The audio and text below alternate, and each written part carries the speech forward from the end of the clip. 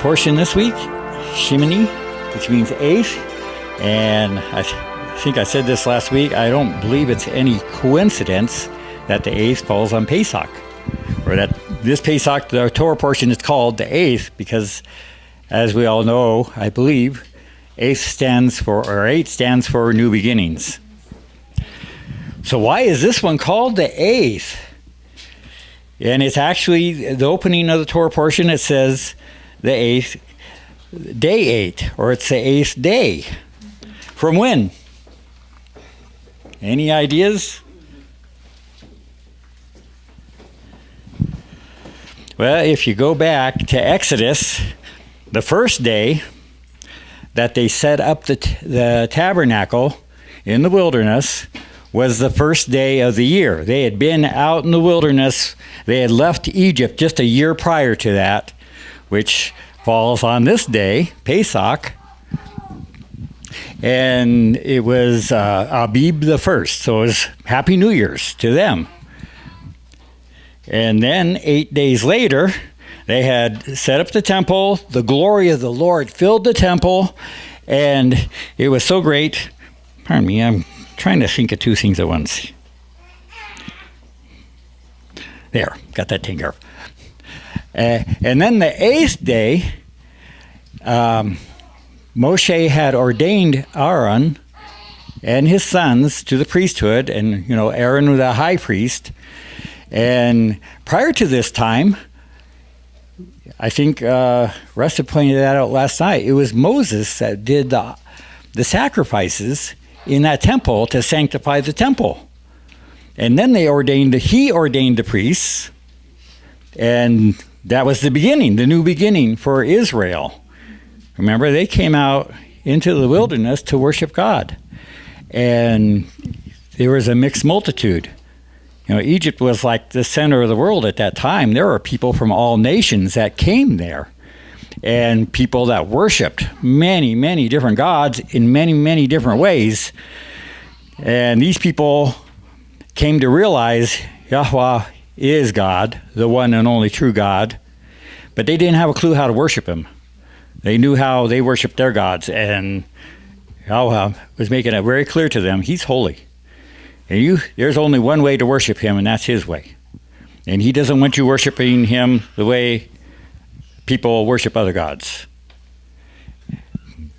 So for this whole year, he's been teaching Moshe and then sending him down the mountain and say, okay, tell the people this, tell the people that, tell Aaron this, tell the priests that, tell the Levites this is how it's all to be done. And now, finally, we've got the tabernacle that God is going to dwell in among his people.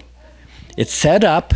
We have a new priesthood to minister the offerings that the people are bringing so that they can be holy and walk with their God. And I love that in there, Moshe's telling them, for today, Yahweh will appear to you. That's why we did all of this. The glory of Yahweh may appear to you. Now we already saw the glory fill the temple when he set it up. It was so heavy that Moshe couldn't even go into the temple until Yahweh said, come. And now they're going to do it again. And what really stands out to me, I love fire. If you were here last night, I was the last one to leave the fire pit out there.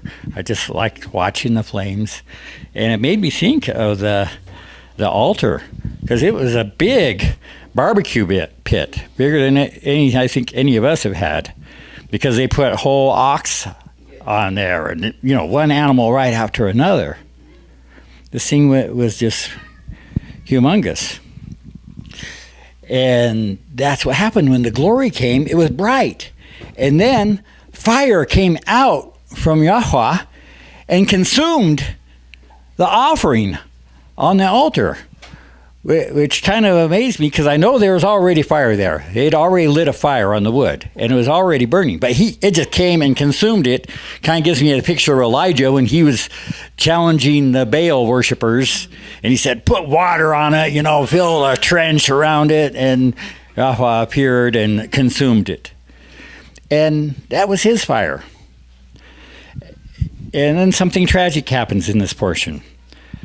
Right after he appears, I think,